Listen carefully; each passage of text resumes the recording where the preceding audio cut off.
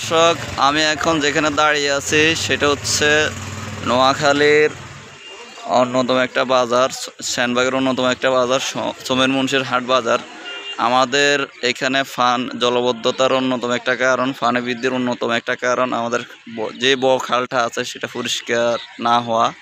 আর সেটা যদি পরিষ্কার থাকতো সম্পূর্ণরূপে, তাহলে এই নদীর পানিগুলো বা জলবদ্ধতার পানিগুলো মেঘনা নদীতে চলে যেত।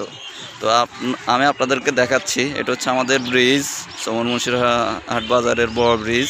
এই ব্রিজের নিচে ময়লার অবস্থা এমন যে সেখান থেকে যে কেউ অনায়াসে হেঁটে যেতে পারবে, এপার থেকে ওই পারে হেঁটে যেতে পারবে। এছাড়াও আমাদের এখানে কলমিলতা আছে, আরও কচুরিপানা আছে। এই সমস্ত কারণে পানির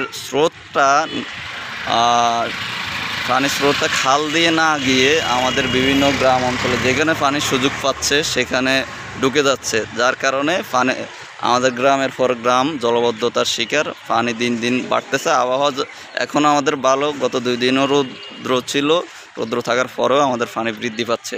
তো আপনারা দেখতে পাচ্ছেন এখানে আমাদের খালের আমাদের সবচেয়ে যে বড় খাল, সেই বড় খালের অবস্থা। এ নিয়ে আমি একজনের সাথে কথা বলবো। আমাদের প্রিয় দর্শক, আপনি একটু এই বিষয়ে একটু কথা বলবেন যে খালটা পরিষ্কার হচ্ছে না কেন, বা খাল পরিষ্কার করা দরকার কিনা। আসসালামু আলাইকুম রহমতুল্লাহ। আসলে দীর্ঘদিন যাবৎ আমাদের খালটা ভরাট হয়ে গেছে। বিশেষ করে বাজার কেন্দ্রিক যে সমস্ত খালগুলো আছে, এগুলা পলিথিন এবং বিভিন্ন বাজারের আবর্জনা ফেলে এটা স্তূপ করে রেখেছে, যার কারণে খালের এক পাশ থেকে আরেক পাশে অনায়াসে হেঁটে যাওয়া যায়। এই এমত অবস্থায় আমাদের খাল যদি পরিষ্কার করা না হয়, সংস্কার করা যদি না হয়, তাহলে আমাদের ভোগান্তির পর ভোগান্তি হতেই থাকবে। এজন্য আমাদের উপজেলা প্রশাসন যদি এটা ভূমিকা পালন করে, তাহলে ইনশাল্লাহ আমার মনে হয় এটা পরিষ্কার করা সম্ভব হবে। সাথে সাথে এলাকার জনগণ যারা আছে তারা, আর বিশেষ করে এখন মাছ ধরার জন্য অনেকেই এই খালের উপর জাল ফেলে পানির প্রতিবন্ধকতা করছে, যার কারণে এই পানিগুলা খাল দিয়ে প্রবাহিত না হয়ে বাড়ি এবং জমিনের উপর দিয়ে মানুষের বাড়িগুলো প্লাবিত করছে। এমন অবস্থায় আমি প্রশাসনের দৃষ্টি আকর্ষণ করছি। কাইন্ডলি আপনার পরিচয়টা দেবেন একটু। আমি মোহাম্মদ মোস্তফা, অধ্যক্ষ বীজবাগ রাব্বানী আলিম মাদ্রাসা, বীজবাগ, সেনবাগ, নোয়াখালী। আচ্ছা, থ্যাংক ইউ, অসংখ্য ধন্যবাদ। জি, আমরা দর্শক এই মুহূর্তে আরেকজন স্থানীয় লোকের সাক্ষাৎকার নেব।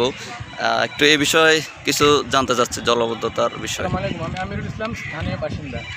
আসলে এখানে বাজার কেন্দ্রিক যে ব্যবসায়ীরা আছেন, বিশেষ করে হোটেল ব্যবসায়ী আর যে ফল ফ্রুট বিক্রেতা যারা আছেন, ওনাদের কারণে এই জলবদ্ধতার কারণে ওনারা আপনি একটু দেখান, এই যে বজ্রগুলা সম্পূর্ণ হোটেলের, ঠিক আছে, বজ্রগুলা, এবং কি ওই জায়গায় যে আম ব্যবসায়ীরা বা বাজার ফ্রুট ব্যবসায়ীরা সম্পূর্ণ তাদের যে বজ্রগুলা এখানে নিক্ষেপ করছে, যার কারণে আমরা জলবদ্ধতার শিকার।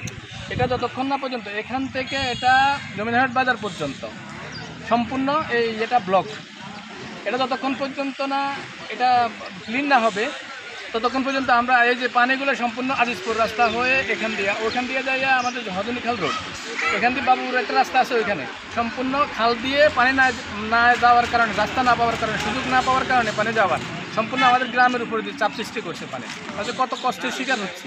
এগুলোর জন্য সম্পূর্ণ ওই মহোদয় সমীপে আমার আবেদন, যত দ্রুত সম্ভব এগুলো একটু এগুলোর দিকে নজরদারি করার জন্য আমার বিশেষ করে অনুরোধ রইল। জি, অসংখ্য ধন্যবাদ। দর্শক, আমরা দুইজন স্থানীয় বাসিন্দার অভিমত শুনলাম। আসলে দেখতে পাচ্ছেন আমাদের খালের খুবই করুণ পরিণতি চলতেছে, আমাদের নোয়াখালীর সবচেয়ে যে বড় খালটা। আশা করি ঊর্ধ্বতন কর্তৃপক্ষ এটা নজরে রাখবেন, এই আশাবাদ ব্যক্ত করছি।